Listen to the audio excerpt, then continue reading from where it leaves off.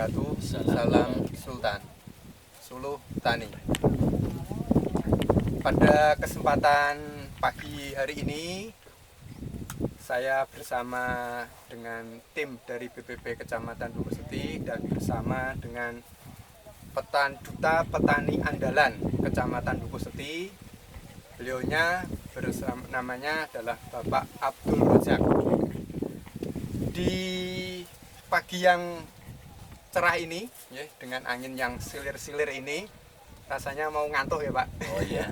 Kebetulan pagi ini Pak Abdul Rojak panen melon dari budidaya sendiri, sudah di depan sudah ada contohnya, dan ini para pekerja sudah mulai memetik melon dengan luasan hampir 1 hektar. Pak Abdul Rojak sehat? Sehat. Nah, ini nanti kita bisa ngobrol santai di tengah sawah ini. Kira-kira apa yang menjadi harapan atau menjadi kenapa Pak Abdul Rojak ini nanam melon begitu semangatnya? Nah, kalau dikira sampai ini luasan yang ditanam berapa hektar Pak? Sampai detik ini yang ditanam hampir ya 4 hektaran. 4 hektaran. Ya, cuman pada kesempatannya Pak yang dipakai Pak Abdul Rojak ini tidak langsung nanam dalam 4 hektar ya Pak. Jadi tanamnya itu secara berkesinambungan. Ya, artinya setengah hektar, ada yang 1 hektar, dan panennya diharapkan tidak berbarengan. Kenapa seperti itu? Nah, nanti kita simak ngobrol bareng dengan Pak Abdul Rojak. Nah, di depan ini mungkin sudah dibuktikan ini hasilnya juga sangat bagus. Rata-rata 1 buah melon ini berapa kilo Pak? 3 kilo. 3 kilo. Nah, 3 kilo dengan bentuk net yang bagus. Yang paling kecil 1,5 kilo. Nah, ini sudah ada di sini. Nah, Pak Abdul Rojak, kira-kira jika selama ini menanam melon kan hampir sudah 2 tahunan ya Pak, atau lebih mungkin lebih, ya? Lebih. Jadi di Desa Tegalombo wilayah sekitar dan Desa Kembang wilayah sekitarnya di Kecamatan Dukuh Seti, Pak Abdul Rojak ini pionir petani melon. Ya, jadi beliau yang pertama kali merintis mengenalkan petani-petani yang ada di wilayah Kecamatan Dukuh Seti. Ya. Pak Abdul Rojak, kira-kira dalam 1 hektar ini panjenengan tanam melon ini hasilnya itu berapa ya Pak? Dalam 1 hektar berkapasitas 22.000 tanaman. 22.000 tanaman ya Pak? Kalau musim yang agak bagus bisa menghasilkan uang sekitar 250 juta. 250 juta. Itu kalau jenengan bebas ya? Kalau bebas. Kalau dijual sendiri ya lebih lah. Lebih. Nah, 1 hektar 250 juta hanya dalam waktu 2 bulan. 2 bulan. 1 bulannya itu berapa pendapatannya? Kalah dengan teman-teman ini ya. Jadi Pak Abdul Rojak ini dalam 1 hektar menghasilkan 250 juta. Itu hitungan kasarnya. Nah, modalnya Pak? Modalnya sekitar katakanlah 1 batang itu Rp3.000 kali 22. 33.000 rupiah kali 22.000, berarti 46 sekitar juta. 46 juta. Itu semua tenaga sudah masuk ya Pak? Masuk semua. Pupuk, tenaga nyemprot, Nyemprot. terus tenaga tanam semuanya sudah itu ya? Semuanya itu sudah. Katakanlah 50 juta lah ya Pak? 50 juta. Nah, 50 juta kalau dipanen mendapatkan 250 juta, berarti dalam 1 hektar Pak Abdul Rojak bisa mendapatkan keuntungan 200 juta. Petani berdasi ini, petani keren ini. Dalam 1 hektar dalam 2 bulan 200 juta di tangan. Padahal Pak Abdul Rojak ini musim ini sudah menanam 4 hektar ya? Ya, 4 hektar yang sudah panen. Yang sudah panen. Yang sudah panen tanaman saya 2 hektar. 2 hektar. Masih ada yang belum panen sekitar Ya sekitar 1 hektaran. 1 hektaran. Ini mau nanam lagi 4 hektar. 4 hektar.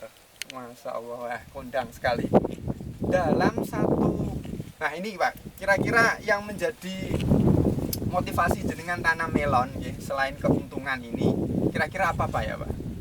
Motivasinya ya supaya kita ekonominya Meningkat ya. meningkat, Meningkat. supaya bisa ditiru sama petani-petani yang lain. Petani-petani. Dan waktunya cukup singkat. Waktunya cukup singkat. Dalam 1 tahun itu bisa sampai 4 kali tanam. 4 kali tanam. 4 kali tanam 1 hektar 200 juta. Wah, ini mantap sekali ini kalau setelah kita hitung secara bisnisnya. Wah, Pak Abdul Razak ini sudah jadi pengusaha sebenarnya. Petani-petani yang milenial atau petani-petani yang modern. Terus begini Pak, kira-kira dalam satu musim tanam ini yang menjadi kendala utamanya apa Pak? Yang menjadi kendala utamanya adalah busuk daun. Busuk daun. Oh, iya. Penanggulangan busuk daun yaitu sama lalat buah Lalat kalau buah, musim bulan 7 ke atas. Bulan 7 ke atas. Kalau bulan 4 5 enggak ada. Bulan 7 ke atas karena musim panasnya Musim panasnya tinggi. tinggi sehingga rawan terhadap serangan lalat buah. buah. Terus yang selanjutnya Pak, ini karena melon ini kan terutama komoditas yang menguntungkan ya. Artinya petani kalau dilihat dari Pak Abdul Razak ini dalam menanam setahun itu kan beliaunya tidak hanya nanam melon, artinya juga nanam padi ya. Iya. Tapi padinya itu untuk konsumsi sendiri. Sendiri. Jadi artinya melon pendapatannya utamanya ini dari melon. Ya. Katakanlah dalam 1 tahun tidak usah nanam 4 kali lah Pak, 2 kali saja. 2 kali aja. Nah, 2 kali saja nanti yang musim tanam satunya padi. Wah ini ya di depan mata ini di belakang parkirnya sudah Pajero ini. Nah ini sebagai inspirasi Bapak Ibu petani. Jadi artinya sebagai petani itu jangan hanya monoton, harus cari peluang. Potensi seperti Pak Abdul Razak ini kira-kira peluangnya apa? Ya, Pak Abdul Razak ini dulu juga ngutak-atik. Dulu sebelum tanam melon juga tanam semangka juga Pak ya? Tanam semangka, tanam tomat, tanam cabai. Tanam cabai. Ya, setiap tahun pasti tanam hortikultura terus. Timun. Tapi yang paling utama Yang selama ini Selama hasilnya, ini yang hasilnya memungkinkan itu ya buah melon. buah melon ini ya Pak. Dan kreatifnya Pak Abdul Razak ini, kalau harga melonnya agak rendah, beliau buka dengan cara wisata petik melon. Itu dilakukan tahun berapa kemarin Pak? Sudah 2 tahun berturut-turut ya. Kemarin pada tahun pas Covid pertama itu kita buka tahun 2020. 2020. Ya. Kan Covid pertama 19, terus kita 2020 bikin petik melon. Iya. Waktu itu karena harga melon pada waktu itu cenderung turun. Makanya supaya kita bisa menghasilkan agak tinggi, saya bikin usaha petik melon. Bisa petik melon. Ya, supaya bisa meningkatkan penambahan pendapatan. Karena ini harganya cukup tinggi, sementara petik melonnya tidak dibuka. Nah ini strategi yang mungkin bisa kita tiru, bahwa petani itu tidak harus monoton nanam, jual, tidak, tapi harus cari peluang-peluang alternatif. Kira-kira harga murah apa yang dilakukan. Nah, seperti Abdul Razak ini, jadi ketika harga murah, harganya kurang menguntungkan, nah baru dibuka wisata petik melon, bisa mengangkat harga ya Pak. Bisa mengangkat nilai harga. Nah, kira-kira Pak, dalam menanam melon kiat-kiat suksesnya, ya, nanti kalau kiat-kiat sukses, tata cara budidaya nanti akan kita sampaikan di episode-episode berikutnya.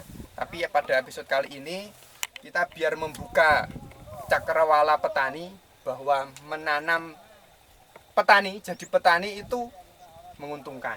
Jadi petani itu bisa sukses dengan catatan apa? Yang dibudidayakan dengan komoditas-komoditas yang menguntungkan. Kira-kira menurut jenengan kuncinya paling tidak apa Pak yang menjadi nanam melon itu? Apakah harus belajar keras atau harus terjun ke sawah? Terus kira-kira apa Pak menurut jenengan Pak? Kuncinya nanam melon itu yang pertama harus rajin di kebun, karena setiap hari harus kita lihat perkembangan sejauh mana perkembangannya tanaman itu. Kalau kita butuh pupuk harus cepat-cepat untuk memupuk, kalau kita butuh pengobatan harus cepat-cepat butuh pengobatan.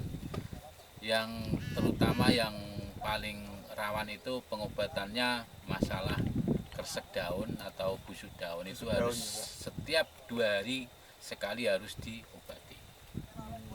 Cara pengobatannya harus kontak dan sistemik dicampur supaya kalau yang tidak kena kontak kan sistemiknya bisa masuk. Iya.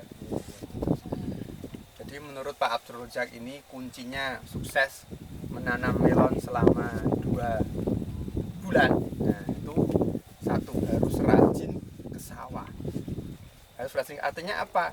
Rajin ke sawah itu tidak hanya rajin ke sawah saja, tapi yang kedua adalah pengamatan rutin. Nah, baru setelah rajin ke sawah, pengamatan rutin, ya, artinya harus tekun. Jadi petani itu harus tekun.